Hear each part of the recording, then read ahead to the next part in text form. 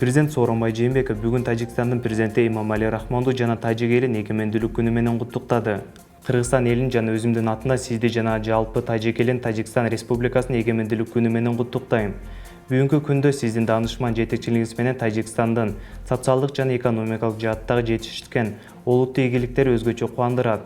Кыргызстан менен Тажикстандын элдеринин кызыкчылыгы үчүн эки мамлекеттин ортосундагы чыныгы достук жана ынак коңшулук мамилелери мындан ары да сиздин жеке колдооңуз менен бекемделе берет деп терең ишенем, деп белгиленет куттуктоо телеграммасында.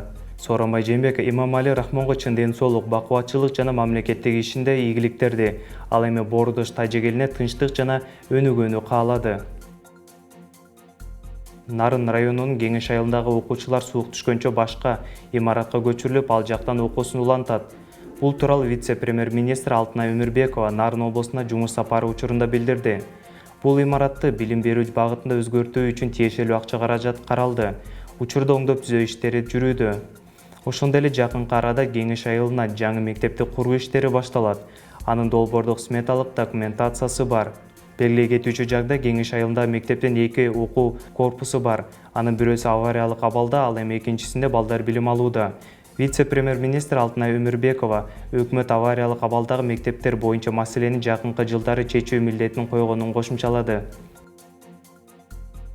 Бүгүн 9 сентябрда Бишкекте жана бир катар облустарда комуз күнү белгиленди. Алсак Бишкекте кыргыз комузу жана комузчулук өнөрү аттуу илимий практикалык конференция Токтогул Сатылгановдун айкелинин алдында эскерүү иш-чарасы өттү.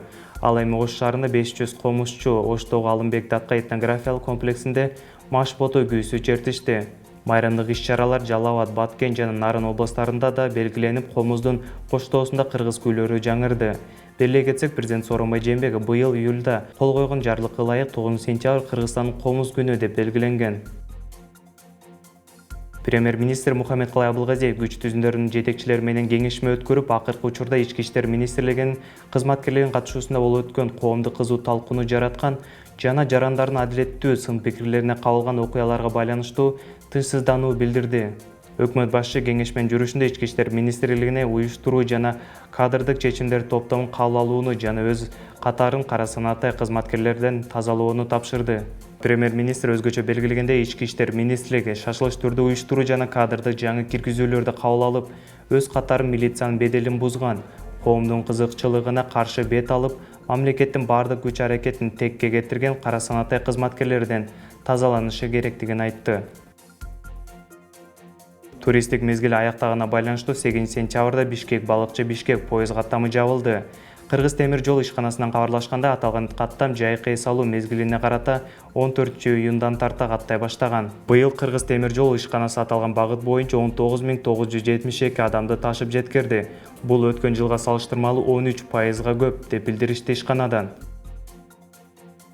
Ош шаарынын мэри Талайбек Сарыбашевдин тапшырмасына ылайык кичи автобустун бардык айдоочулар Ош шаарынын логотиби түшүрүлгөн бирдиктүү формага өтүшүүдө. Ош шаардык жүргүнчүлөрдү ташуу агенттигинин айтуусунда иштер уланып жатат. Жакынкы күндөрү 48 багытта жүргөн кичи автобустардын айдоочулары бирдиктүү формага өтүшөт. Кыргызстандык жөөкүлүк Юлия Андреева Казакстанда өткөн Астана марафон 2019 эл аралык марафондо жеңүүчү аталды. Бул тууралуу аталган мелдештин сайтында жарыяланды. Марафон Казакстандын Нур-Султан калаасында өткөн. Андреева маарак 2 саат 28 мүнөт 42 секундта келген. Олимпиадага жолдомо алуу үчүн 2 саат 29 мүнөт 30 секундта чуркап келиши керектелген. Экинчи орунга Казакстандык Гүлжанат Жанатбек, үчүнчү орунга өзбекстандык Екатерина Тунгускова татыды. Кыргызстандык жөөкүлүк Токиодо өтө турган Олимпиада оюндарына экинчи болуп жолдомо алды. Жалпы көрсөткүчтө Андреева 4-орунга жайгашты. Буга чейин суучул Денис Петрашов да Олимпиадага жолдомо алган.